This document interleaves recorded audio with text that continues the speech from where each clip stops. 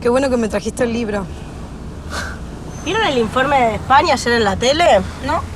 Uy, era re loco. Había suspensiones, estaban en conflicto. Tenían las mismas consignas que nosotros el año pasado. Sí, lo vi. Sí, trabajadores de todos los países del mundo unidos. Cuando fue el conflicto, yo estaba leyendo el manifiesto. Me acuerdo que lo que más me impactó fue cuando dice eso, que los obreros no tenemos patria.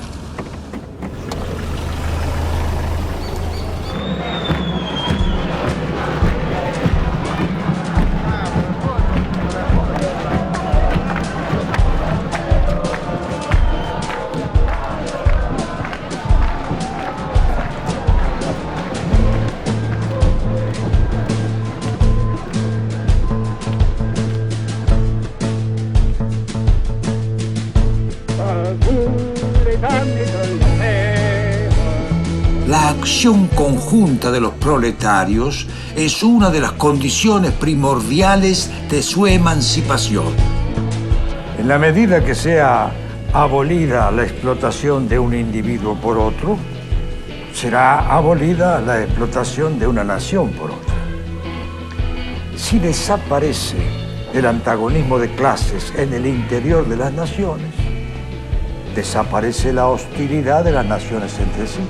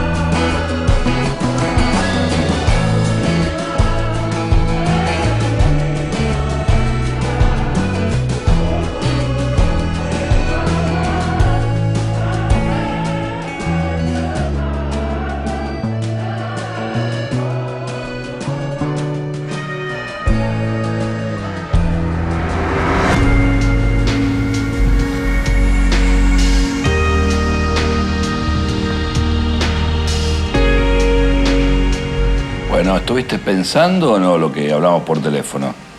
Lo estuve pensando, pero sabes que no me termina de convencer. Mirá, no te podés quedar. Este es un negocio seguro.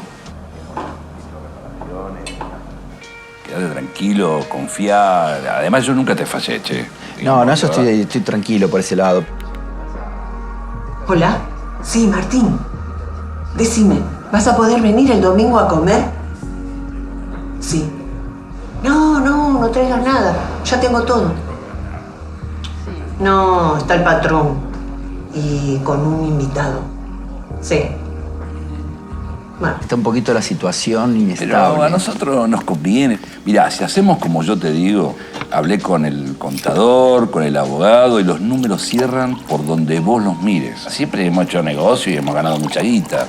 Yo lo que te propongo, mira, es algo seguro, con rentabilidad segura. ¿Vas a comer?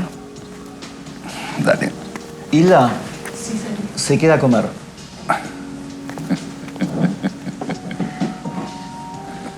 Tomate este. Ah, bueno, che, espero que no sea como el de la vez pasada, ¿no? No, este está muy bueno. ¿Seguro? Sí, pruébalo. Perfecto, chin chin. ¿Hacemos trato entonces? Dale. Ah, sí me gusta. Oíme, tenés que venir a la estancia, ¿eh? La burguesía se horroriza de que queremos abolir la propiedad privada. Pero en nuestra sociedad actual, la propiedad privada está abolida para las 9/10 partes de sus miembros.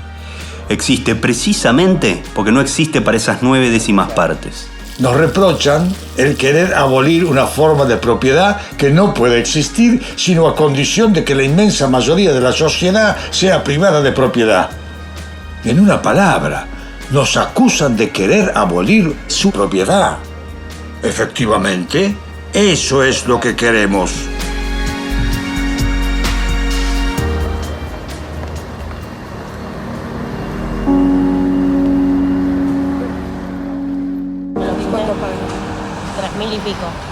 ¡Ey! ¿Qué haces? ¿Cómo va? ¿Todo bien? ¿Todo bien? ¿Cómo eso? Bien. ¿A dónde vamos así? A la obra que me recomendaste. Ah, qué bueno. Sí, vienen Laura y Carla. Ah, Sí, Laura deja al nene con el papá. qué bueno que logró dejarlo. Sí, buenísimo. ¿Está buena? Sí. ¿Vos la viste, no? Sí. Buenísimo. Está buena. Bueno, Va a ser lindo.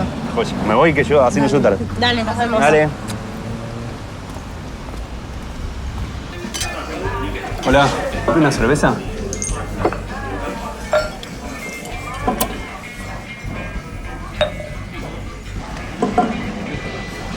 ¿Qué pasa? ¿Nunca viste a Marx? Que sos igual al Marx que soñé. Soy Marx. Volví a la tierra. ¿Viste que se habla otra vez de las ideas de Marx? Bueno, yo volví porque las están tergiversando. No. Soy un actor que está haciendo Marx. Ahora empieza la función. Quédate, ¿eh? Dale, sí, me quedo. Salud. Salud.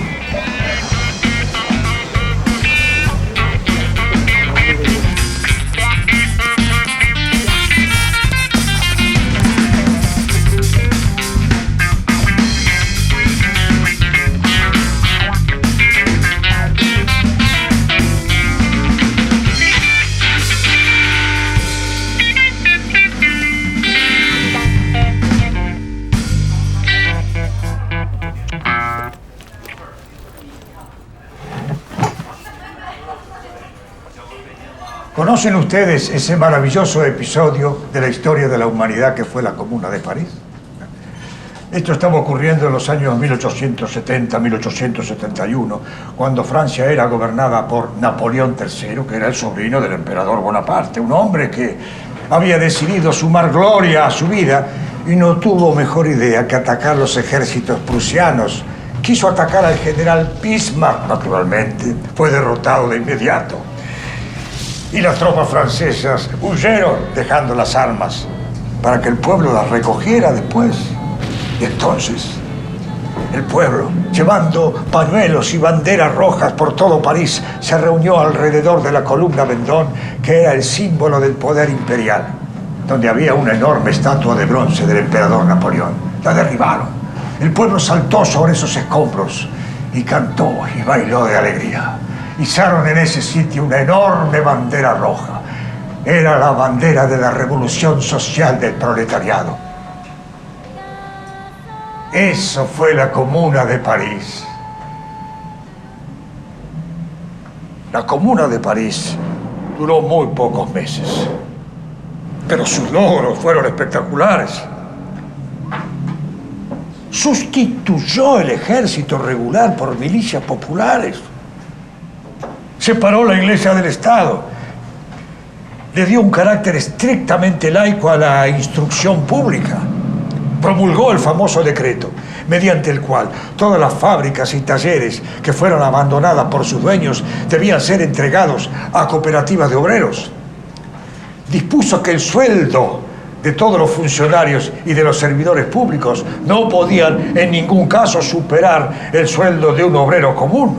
Terminó con la farsa de la jerarquía del Estado, despidió a los burócratas de élite y los sustituyó por servidores públicos revocables que ganaban un sueldo de obrero calificado.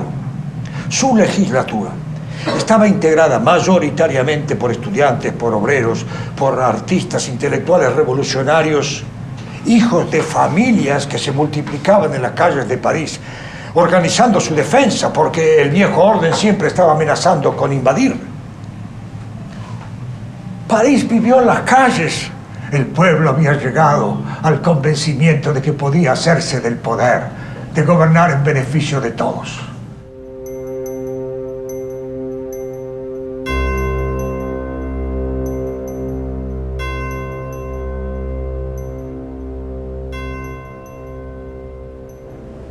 Entonces, ante la amenaza de que el fenómeno de la Comuna de París contagiara toda Europa,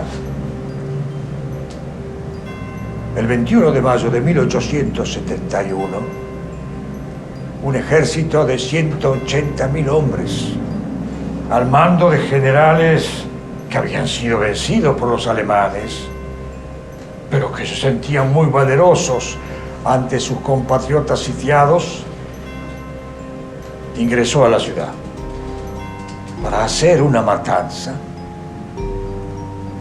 que París jamás había visto. La defensa se organizó en barricadas, que estaban defendidas tanto por hombres como por mujeres y por niños, incluso. Pero la lucha era muy desigual ante el embate de la artillería del ejército regular. Los comuneros se defendieron hasta la muerte. Aquella batalla duró una semana. El 28 de mayo de 1871 cayó la última barricada que era defendida por un solo combatiente ante la muerte de sus compañeros. El ejemplo de la Comuna de París no podía permitirse. Resultaba demasiado inspirador para el resto del mundo. La inundaron en sangre. Condujeron a todos los líderes de la Comuna de París al cementerio de Père Lachaise. Los colocaron contra el muro. Los fusilaron.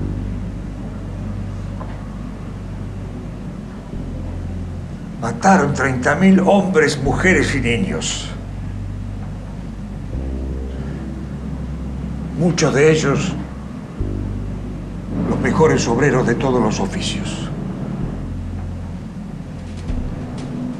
Pero la Comuna de París ha dejado muchas enseñanzas, maravillosas enseñanzas.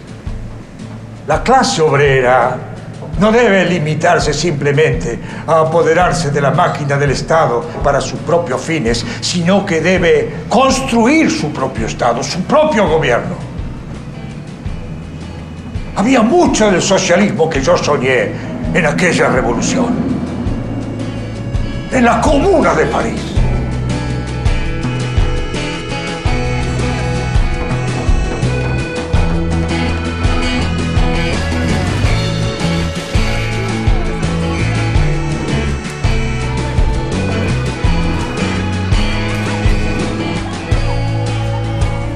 El poder político, hablando con propiedad, es el poder organizado de una clase para la opresión de otra. Si el proletariado, en su lucha contra la burguesía, se constituye indefectiblemente en clase y se vuelve la clase dominante a través de una revolución, y como clase dominante destruye violentamente el antiguo régimen de producción, suprime, con estas relaciones de producción, las condiciones del antagonismo de las clases en general, y por lo tanto su propia dominación como clase. En lugar de la antigua sociedad burguesa, con sus clases y sus antagonismos de clase, surge una asociación en la que el libre desarrollo de cada uno es la condición para el desarrollo libre de todos.